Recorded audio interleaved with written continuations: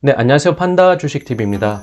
전일 뉴욕 증시 마감 시황을 전해드리는 영상이 되겠습니다. 네, 이번 한 주 마무리되는 금요일인데요. 금요일 하루 잘 보내시면서 다가오는 주말 즐거운 시간 되시기를 바랍니다. 상장 폐지가 우려되는 바이두가요, 최근 부진한 모습입니다. 전일장에서도 14% 상당히 낙폭을 키웠습니다. 뉴욕장은 괜찮았습니다. 굉장히 좋은 모습이었는데요. 경제 지표가 호조로 양호한 것으로 발표가 됐고, 이러한 부분을 뉴욕 증시가 받아들이면서 전약 후강으로 장이 마무리됐습니다. 네, 한국경제에서 나온 헤드라인 먼저 보면요, 미국 증시는 상승했습니다. 전약 후강 장세가 나왔고요. 미국 주간 실업보험 청구 건수가 팬데믹 이후로 최저치를 보였고, 이러한 경제지표 양호한 부분 미국 증시에 반영이 됐습니다.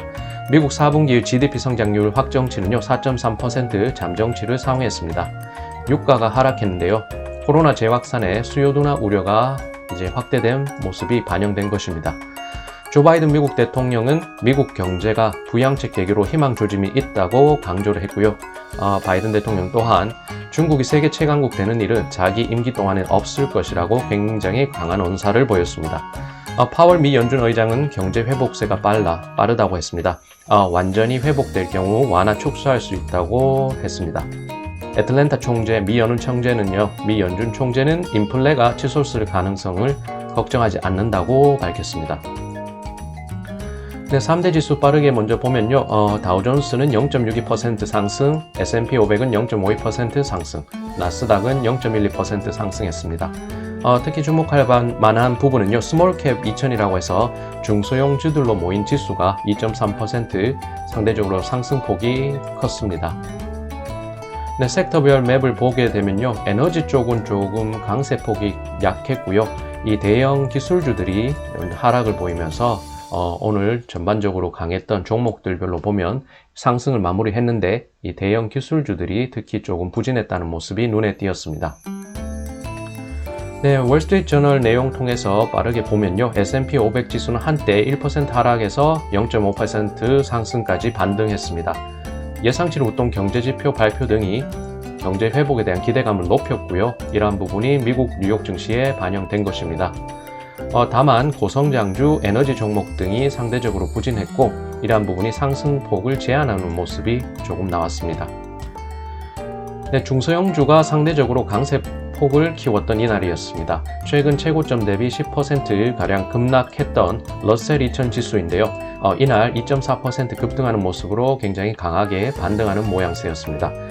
파월 의장 발언에 좀 약했던 시장인데요. 신규 실업 수당 청구 신청 건수가 코로나 팬데믹 이후로 가장 낮은 수준을 나타낸 것이 이렇게 전약 후강의 장세를 만드는 가장 큰 요인이 됐습니다. 지표와 당국자 발언 등은 미 연준이 결국 경기 부양 강도를 낮추게 될 것에 대한 생각을 지지해 주는 것으로 보인다는 분석이 나왔습니다. 네, 이날 발표된 지표는요, 코로나 팬데믹 이후로 가장 좋은 수준이었다고 해석이 됐습니다. 신규 실업 수당 신청 건수가 68만 4천 건으로 지난주에 78만 1천 건보다도 9만 7천 건 감소했습니다. 네, 그래서 예상치보다 낮았고요. 이러한 부분은 경제 지표가 양호하게 나온 것으로 해석이 됐습니다. 가치주 섹터인 은행, 소재기업, 유틸리티 등은 1% 이상 섹터 지수 상승으로 굉장히 강한 모습이었습니다.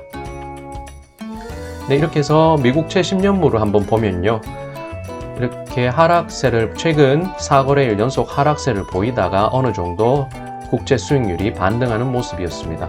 이날 소폭 상승을 기록했는데요. 실시간으로 올라오는 investing.com 기준 했을 때 미국채 10년물 수익률은 0.014%포인트, 1.4 베이시스 포인트, 1.4 bp, 이제 오른 1.628%를 기록하고 있었습니다. 7년물 입찰이 2달 연속 부진한 여파라는 분석이 나왔습니다. 그래서 중국 종목들을 보게 되면요, 아무래도 상장 폐지 관련해서 그런 이슈가 여전히 영향 끼치고 있는 것 같고요. 그렇지만 어느 종목들, 특정 종목들은 상당히 큰 폭의 반등세 보였습니다. 핀도어도가 2.7% 상승, 그 다음에 K홀딩스가 7.84% 급등, 그리고 니오가 2.65% 이렇게 급등하면서 어느 정도 좋은 모습을, 반등하는 모습을 보였는데요.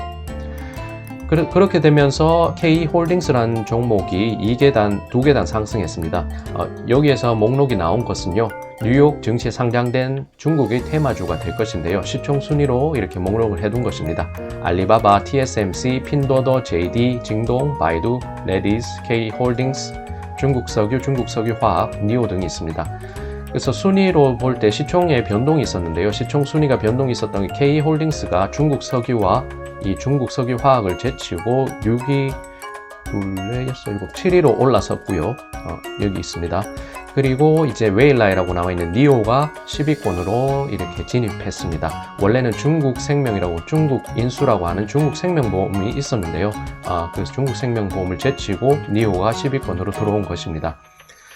바이두는 특히 낙폭을 키웠습니다. 14.47% 이제 급락한 수준이고요. 아무래도 상장 폐지 우려감에 심리가 위축되면서 그렇게 상당폭 반납하는 최근 며칠간 모습입니다. 전기차 시장 진출 기대감에 올랐던 상승분을 상당폭 반납하고 있는 것이 지금 바이두의 어떤 특징적인 주가 움직임입니다. 게임스탑은 53% 폭등하는 모습이었고요. 애플은 0.42% 소폭의 상승, 그런 흐름이 나왔습니다. 우버 같은 경우는 2.5% 급등하는 게 이제 눈에 띄었습니다. 근데 바이두가 8.55% 전거래일에서 급락한 이후에 이날도 14.48% 급락하면서요, 이틀 만에 거의 23% 정도의 이제 상당한 낙폭을 기록했습니다. 아무래도 상장 폐지 우려감에요, 종목 자체에 대한 투자 심리가 상당히 위축된 것으로도 해석이 됩니다. $350 전후에서 52주 최고가를 기록했는데요. 현재는 $200 전후 수준까지 하락해서 낙폭이 상당합니다. 이렇게 최고점 갔던 부분에서 봤을 때요, 지속적으로 우하향하는 흐름이 나오고 있기 때문에 제가 바이두 종목을 특정해서 굉장히 많이 보고 있다 보니 마음심적으로 더욱 바쁜 하루가 아닌가 싶습니다. 그래서 1월 초 기준으로 했을 때 그 정도 이렇게 상승 랠리를 했던 그 중간에서 그 수준까지 떨어진 것이고요. 그래도 완전 상승 랠리를 시작했던 12월 정도보다는 아직 조금 더 상승해 있는 단계라는 것을 주가로서 확인해 볼 수 있겠습니다. 한때는 1000억 불 정도까지 도달했는데요. 현재로서 보면 시총이 이제 678억 달러 수준까지 떨어진 상황입니다. 거의 1000억 달러 기준으로 했을 때는요, 33% 정도까지 떨어진 게 아닌가 싶습니다.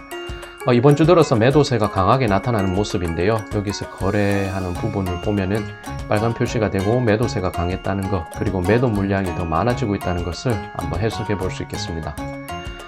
이런 미중 갈등, 정치적인 국제 정세나 외교적인 부분들이 격화되면서요, 이 미국과 중국 간의 패권 다툼이 굉장히 강해지고 있다는 부분, 이 바이두뿐만 아니라 나이키에도 불똥이 튀는 모습이 나오고 있습니다.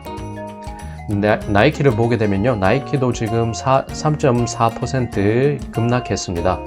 우리나라 국내 언론에서도 다루고 있는데요, 중국서 H&M, 나이키 등 불매 확산, 신장 인권 문제에 불똥 튀고 있다. 그렇게 해서요, 미국과 중국 간의 그런 인권 문제 다툼, 그리고 국제 패권 다툼 등 그런 정치적인 이슈가 이 경제계까지 이제 넘어오고 있는 상황입니다.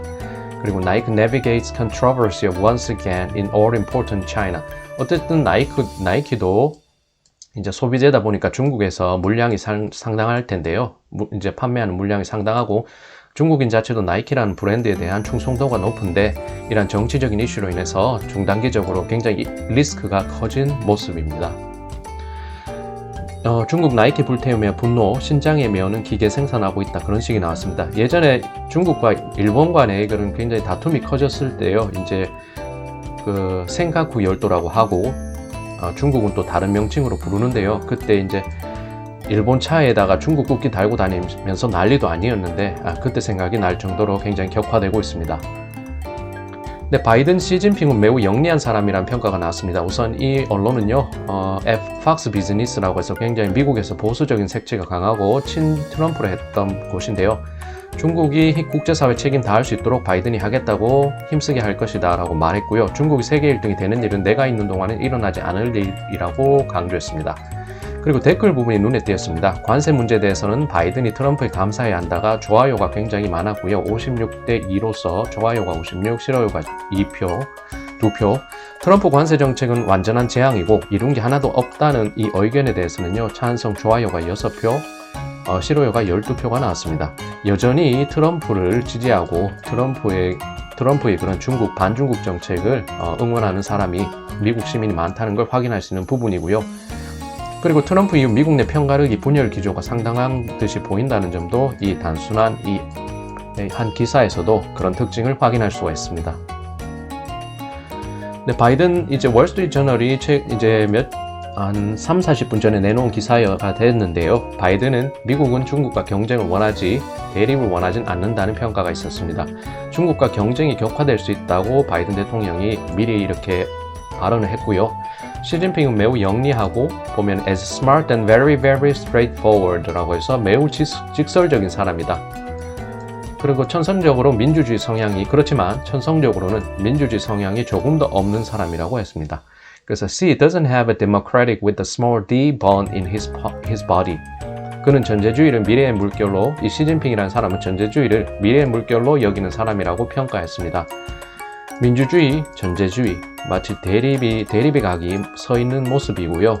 경쟁이 격화될 수 있다는 것을 이렇게 이제 대통령 이제 임기 시작하는 마당에 이 미국 대통령이 밝혔기 때문에 아무래도 미국과 중국의 이 갈등 구조가 상당히 지속될 수 있다. 그런 위기감이 생기는 그런 발언이었습니다.